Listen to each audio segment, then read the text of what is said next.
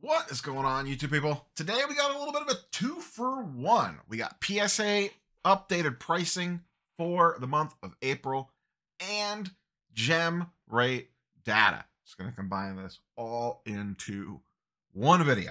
Let's start with PSA pricing first. There's only really two that we kind of care about.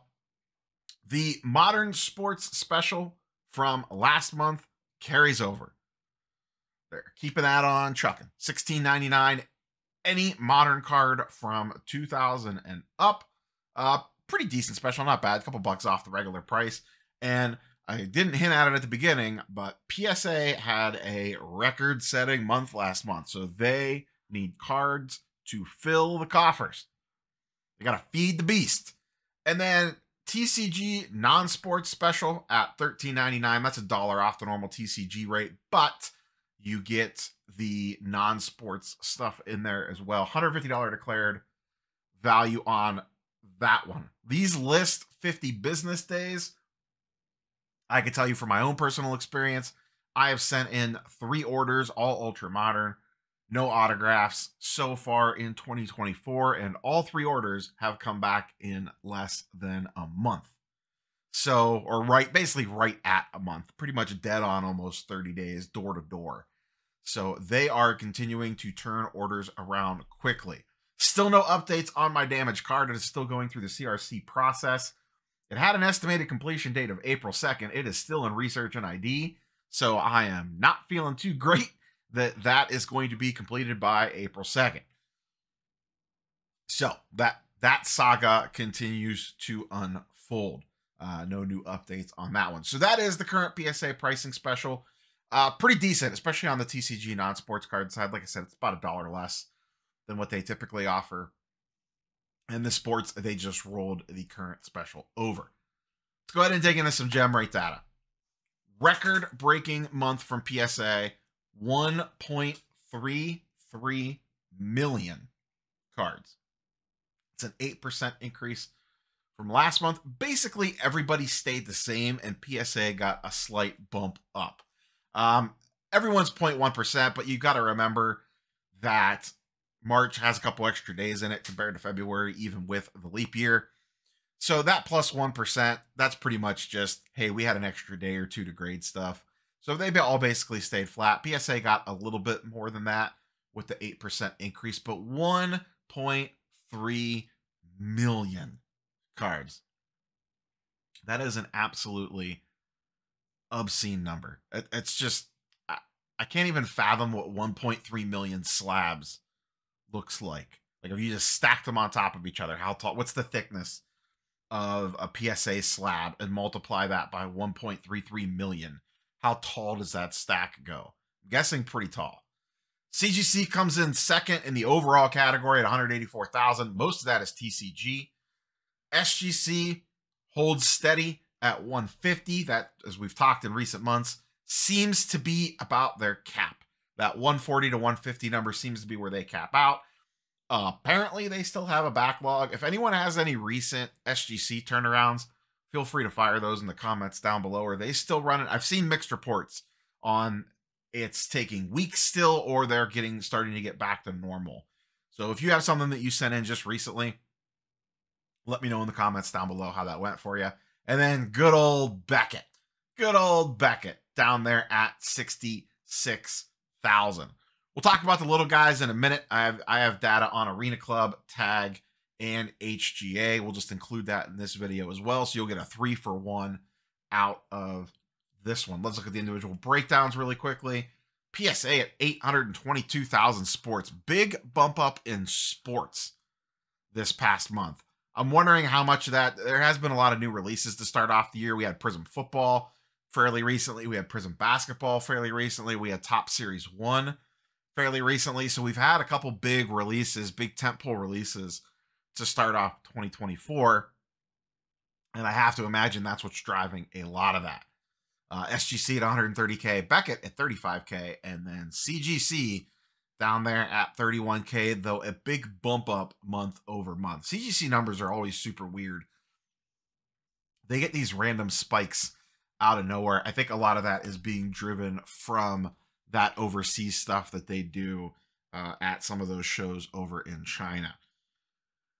Next up, TCG. PSA stays flat. So most of their increase was all on the sports card side of things. CGC up slightly, Beckett up slightly, SGC up slightly. Once again, you could probably just attribute most of that to the 1 extra day or 2 extra days of grading time they had in March over February.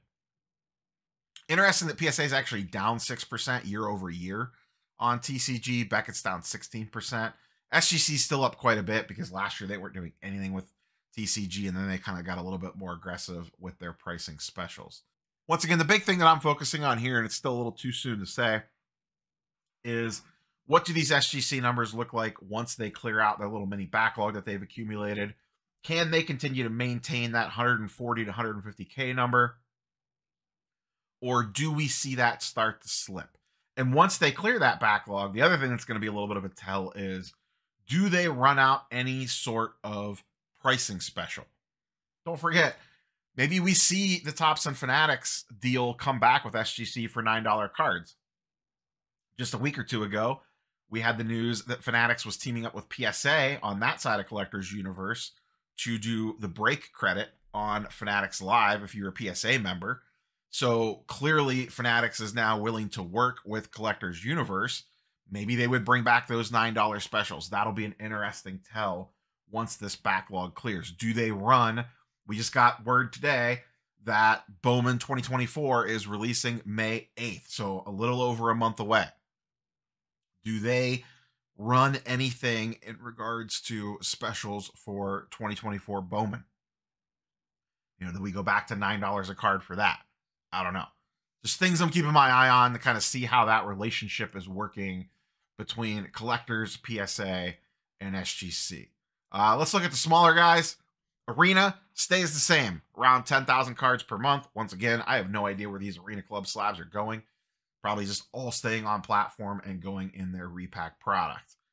HGA, 1,500 a month. Actually bumped up 100 cards a month on that one. So they kind of dipped down in December and January, but they've been on the rebound lately, if you want to call that a rebound. Once again, it just shows you how few cards you need to grade to actually be profitable enough, or at least worth keeping the lights on at one of these places. They've graded, let's see, over the last few months, 1,500, 1,400, 1,000, 1,200, and 2,000 dating back to just November. And then everyone's favorite to love, hate, the Tag Bots Unite. Tag, big drop off in their numbers, down to 9,800 and 8,000 drop. And all that was attributed to the Pokemon stuff. You could see the prior 2 months, they had these massive Pokemon bulk orders going through the system. This month, I think they graded around 5K in Pokemon. So that 8K drop off is all Pikachus and Charizards. I still think, though they haven't appeared yet, that most of those cards are going to some sort of repack product. That is pure speculation on my part, because they have graded almost 30,000 Pokemon cards the last couple months, and there are 125 currently listed on eBay and 45 completed sold listings.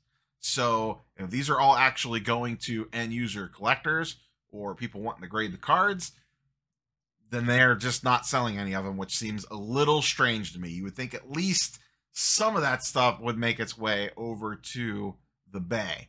So that makes me think that these are going in some sort of product somewhere. We just don't know who, what, when, where, why quite yet.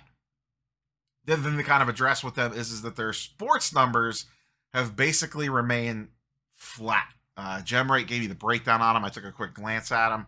Little to no movement at all on their sports card side of the business.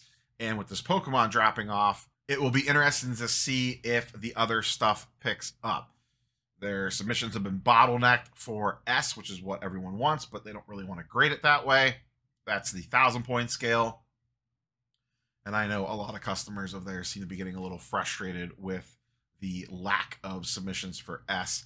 Maybe it was them getting bottlenecked with this Pokemon stuff, but they were cranking out 17,000 to 18,000 cards a month, and now all of a sudden they're dropped down to around 10K for the month of March. That's all I got for you, boys and girls. Rapid fire on this one as we hit the PSA grading, the gem rate numbers, and the secondary graders on the gem rate numbers. Curious for your thoughts and comments, as always, down below. We'll catch you, boys and girls, on the next one. Peace.